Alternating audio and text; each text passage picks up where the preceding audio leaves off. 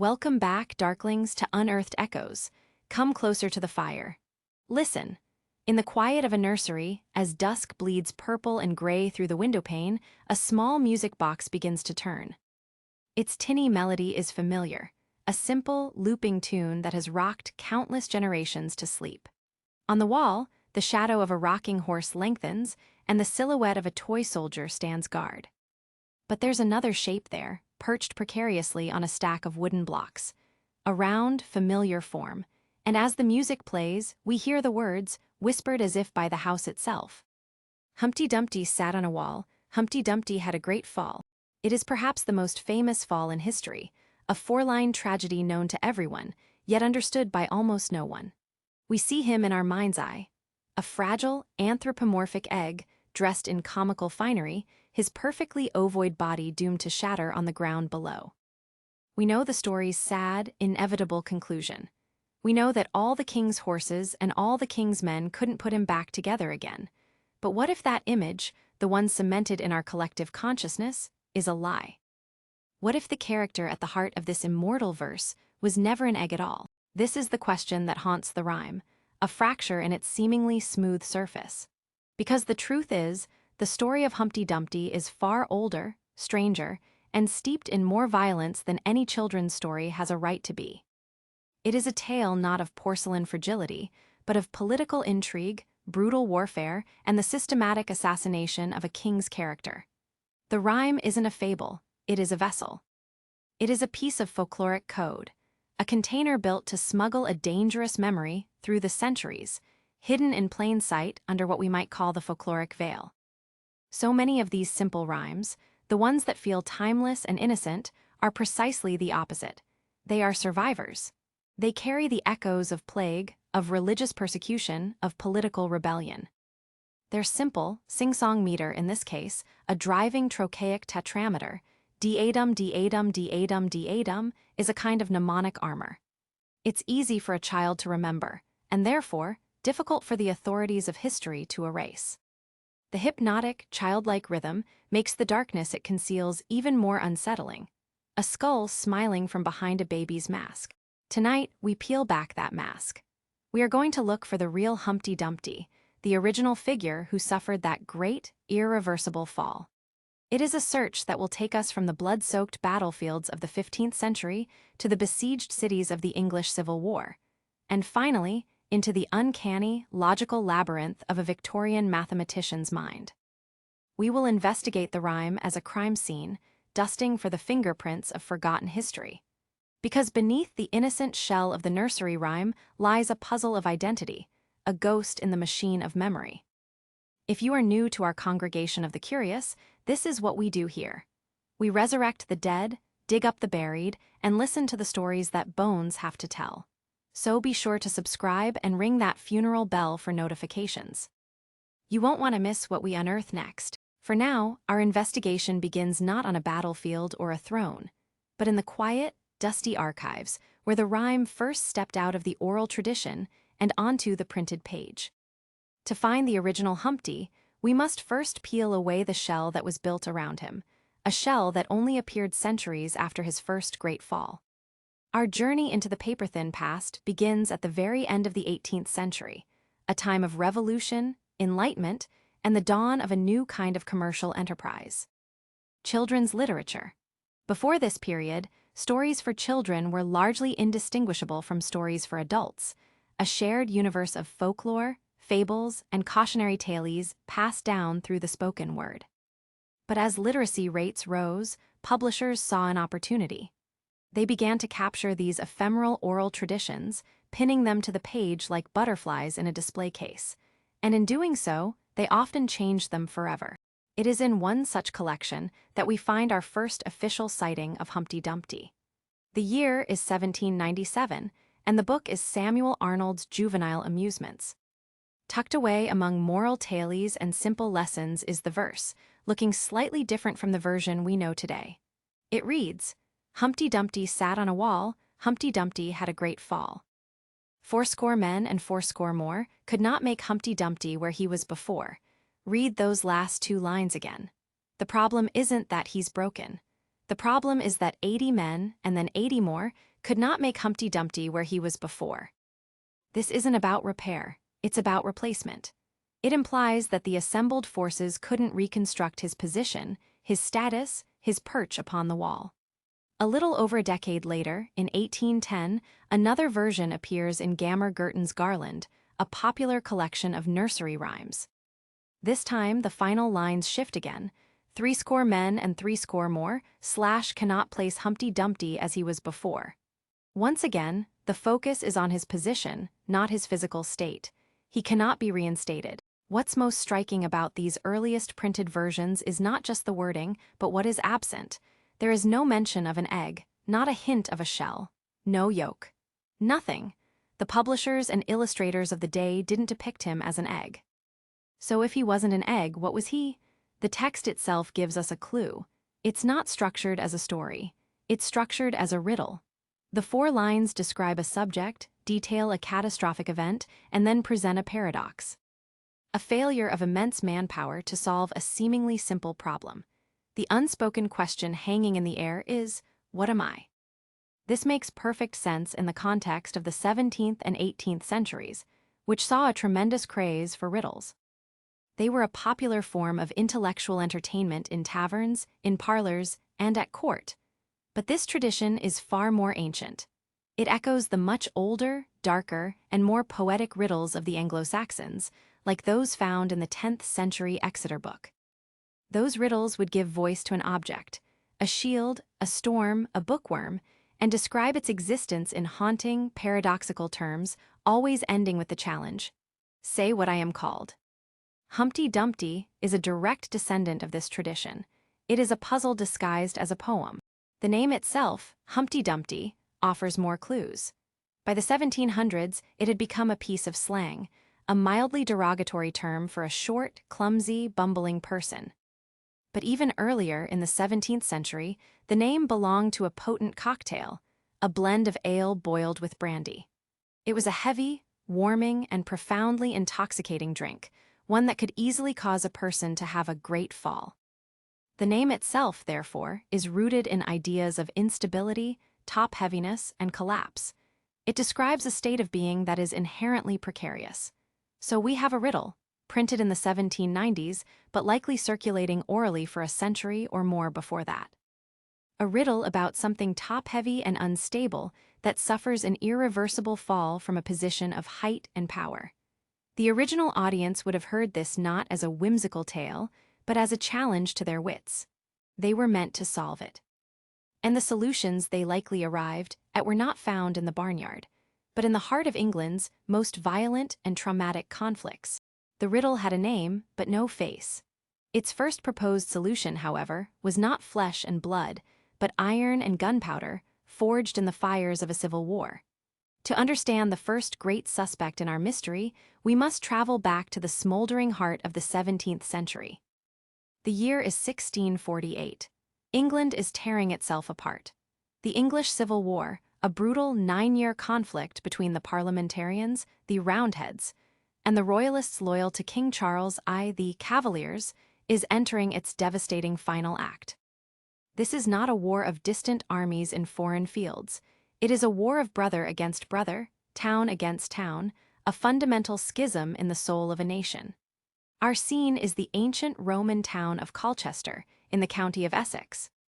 It is a royalist stronghold, a bastion of loyalty to the crown, and for this, it is now under siege. For 11 desperate weeks during a sweltering summer, the town is encircled by the parliamentarian New Model Army, led by the formidable Sir Thomas Fairfax. The goal is simple and brutal: starve the town into submission. Inside the walls, the situation grows more horrific by the day. Food supplies dwindle to nothing. The citizens are reduced to eating dogs, cats, and even candles. Disease runs rampant, yet the royalist defenders refuse to yield. Their defiance is symbolized by the powerful cannons mounted on the town's ancient defensive walls, returning fire day after day against the besieging army. According to a potent local legend, the most formidable of these cannons was positioned atop the tower of St. Mary at the Wall Church. It was a colossal piece of artillery, a guardian of the city, and the royalist soldiers had given it an affectionate, almost mocking nickname. They called it Humpty Dumpty. From its high perch, this iron giant rained destruction down upon the Roundhead forces, becoming a symbol of Colchester's unbreakable spirit. But the parliamentarians had cannons of their own. On the 25th of August, 1648, their artillery batteries found their range. A concentrated barrage slammed into the church tower. Stone, mortar, and history itself exploded outwards. The wall beneath the great cannon disintegrated, and with a groan of tortured timber and a shriek of grinding metal, Humpty Dumpty had a great fall. It crashed to the ground in the churchyard below, its massive weight burying it deep in the earth. This was a catastrophic blow, both militarily and psychologically. The city's greatest defender was silenced. The royalist soldiers, the king's men, rushed to the scene. Their orders were clear: get the cannon back onto the wall. They brought ropes, levers, and teams of horses, but the sheer size and weight of the artillery piece made it impossible. It was lodged in soft ground, a dead, immovable weight. No matter how many men they assigned to the task, no matter how many horses they used, they could not hoist the great cannon back to its perch. Here, the symbolism of the wall is crucial. In the pre-modern world, a city's wall was more than just a defense. It was the skin of civilization, the barrier that separated the ordered world within from the chaos and savagery without. For the cannon to fall from that wall was not just a tactical loss, it was a profound omen. The city's armor had been breached. Its defiant spirit was broken. A few days later, with their symbolic protector lying useless in the dirt and their population starving, the royalist commanders of Colchester had no choice but to surrender. This story maps onto the riddle with breathtaking precision. A top-heavy object named Humpty Dumpty sitting on a wall. A great fall caused by enemy fire, and all the king's men being utterly unable to place it back where it was before. For the people of Colchester, and perhaps for royalist sympathizers across England, this rhyme would have been a perfect, coded lament. A way to memorialize the tragic fall of a city without committing open treason against the victorious parliamentarian regime. But we must, as always, proceed with caution. While the story is compelling, academic honesty requires us to note that the first documented connection between the siege of Colchester and the Humpty Dumpty rhyme doesn't appear until the 20th century. There is no 17th century source that explicitly links the two. Therefore, historians treat this origin story as a powerful piece of local folklore, a folk memory, rather than a proven fact. It's a solution that fits, perhaps too perfectly, long after the event. It's a powerful, elegant solution. But another, more human echo haunts the verses, a story not of iron, but of a king whose own name became a curse. To exhume our second suspect, we must dig deeper into the foundations of English history, past the Civil War and into the bloody, dynastic convulsions of the 15th century. We are leaving the world of iron cannons and entering the far more treacherous world of court politics, royal succession, and propaganda. We are entering the era of the Wars of the Roses, and at its heart, we find one of English history's most maligned and enigmatic figures. King Richard III. For centuries, Richard III has been the archetypal villain king. His story, as it is popularly told, is one of ruthless ambition, betrayal, and murder. The narrative begins in 1483. His brother, King Edward IV, dies suddenly, leaving his 12-year-old son, Edward V, as heir to the throne. As the young king is not yet of age, his uncle Richard, then Duke of Gloucester, is named Lord Protector, charged with safeguarding the realm until the boy king could rule in his own right. What happened next became the stuff of legend and horror. Richard, the supposed protector, swiftly moved to seize power. He had the young King Edward V and his even younger brother, Richard of Shrewsbury, escorted to the Tower of London, then a royal residence as well as a prison. He then declared the two boys illegitimate, clearing his own path to the throne. He was crowned King Richard III on July 6, 1483. The two young princes in the tower were never seen again. Though their exact fate remains a mystery to this day, the prevailing belief, then and now, is that Richard had his own nephews murdered to secure his crown. This is where the connection to our rhyme begins, with the very name Humpty Dumpty. Proponents of this theory suggest it was a cruel, underground nickname for the king himself. The name, as we've established, implied a short, clumsy, oafish character. This aligned perfectly with the physical description of Richard being circulated by his enemies, that he was a deformed, hunchbacked man, a crookback, whose twisted body reflected his twisted soul. This image of Richard as a monstrous figure was not an accident. It was the result of one of the most successful smear campaigns in history. After Richard was defeated and killed in battle, the victor, Henry Tudor, took the throne as King Henry VII. The new Tudor dynasty had a shaky claim to the crown, and to legitimize their rule, they needed to delegitimize the man they had overthrown. They embarked on a systematic campaign of character assassination, painting Richard as an unnatural tyrant. Historians in their employ, like Sir Thomas More, wrote scathing accounts of his reign. This propaganda reached its artistic zenith over a century later in the hands of William Shakespeare.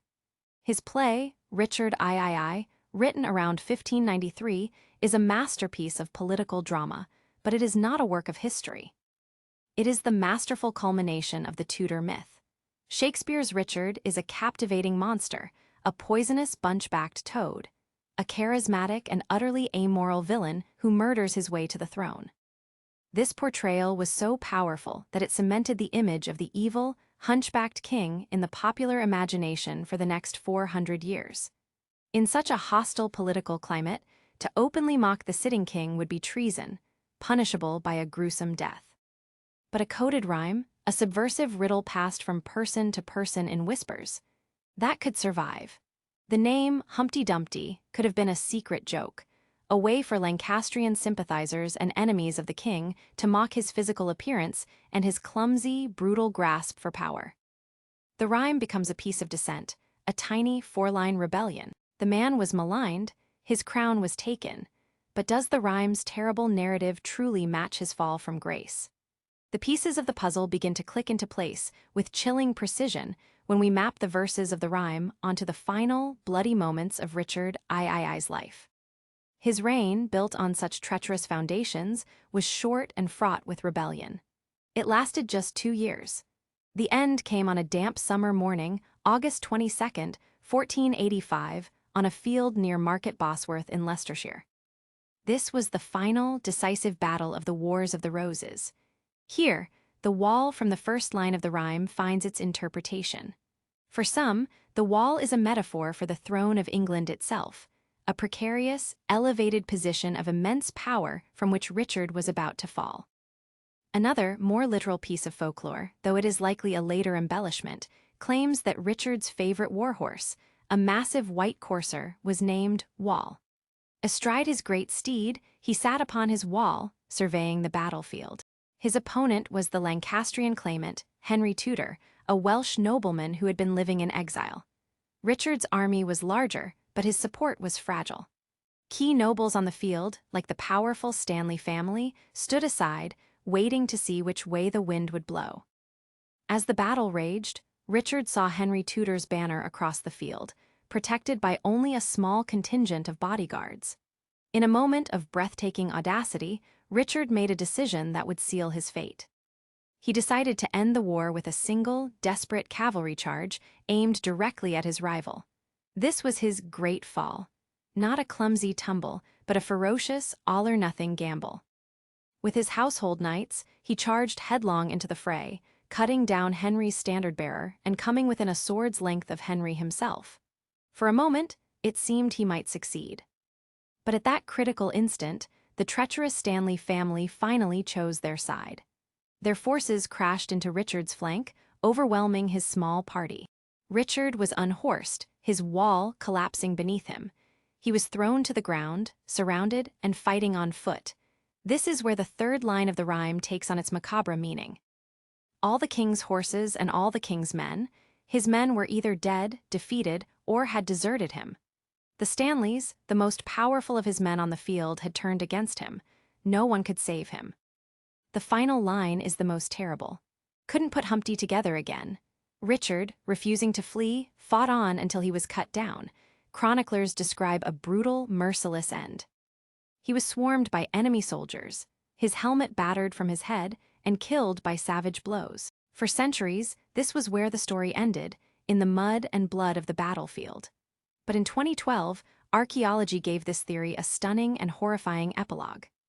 A team from the University of Leicester, digging under a city council car park, uncovered a skeleton. It was buried in a hastily dug grave, its spine exhibiting a severe curvature, scoliosis, not the kyphosis of a hunchback, but a condition that would have made one shoulder visibly higher than the other. DNA testing confirmed the impossible. They had found the lost remains of King Richard III. The forensic analysis of the skeleton tells the story of his final moments. He suffered at least 11 wounds, 9 of them to his skull. A sharp force weapon, likely a sword or halberd, had sliced off the back of his head. Another blow had pierced straight through his skull. These were not the wounds of a noble duel. This was a frenzied, brutal execution. They literally could not put him together again. The damage was too catastrophic, too absolute. We must, of course, maintain our academic rigor. Just like the Colchester canon theory, the first explicit written connection between Richard III and Humpty Dumpty is a modern one. It's a retrospective diagnosis. But unlike the canon, the sheer number of correlations, the nickname fitting the propaganda, the fall from power, the betrayal of his men, and the chilling forensic evidence of his shattered body, makes it a deeply compelling and disturbing solution to the riddle. We have a canon of iron and a king of flesh, two compelling suspects, centuries apart, and yet neither of them was an egg. For that, we must turn to a world behind the looking glass. We arrive now at the most curious turn in our investigation. For all the historical trauma, for all the coded treason and battlefield horror we have sifted through, one simple, stubborn fact remains. The rhyme itself, in its centuries of oral tradition and its earliest printed forms, never once mentions an egg. The character of Humpty Dumpty as a fragile, ovoid being is an invention. It is a surprisingly modern graft onto a much older rootstock, and we can trace its origin to a single, brilliant source. The mind of a Victorian logician and author named Charles Lutwidge Dodgson, better known to the world as Lewis Carroll. The year is 1871. Carroll has already achieved fame with Alice's Adventures in Wonderland, a book that turned the staid world of children's literature on its head. He is now publishing its sequel, the darker, more melancholic, and arguably more brilliant Through the Looking Glass, and What Alice Found There. In Chapter 6, Alice is wandering through a surreal forest when she comes across a strange figure sitting atop a high, narrow wall. Carroll describes him thus: "It looked very like an egg. However, the egg only got larger and larger and more human. When she had come within a few yards of it, she saw that it had eyes and a nose and mouth. And when she got close to it, she saw clearly that it was Humpty Dumpty himself. This is it. This is the moment of conception, the single point in literary history where Humpty Dumpty becomes, definitively and forevermore, an egg. But Carroll's creation is far from the simple, hapless character of modern cartoons. The Humpty Dumpty Alice meets is a pedantic, arrogant, and profoundly unsettling intellectual. He is a master of semantics, a philosopher of language who bullies Alice with logic puzzles and frustrating pronouncements. He is famous for his declaration of absolute power over meaning itself. When Alice questions his use of a word, he scoffs. "When I use a word, it means just what I choose it to mean, neither more nor less." This is not a throwaway line, it is the philosophical core of the character.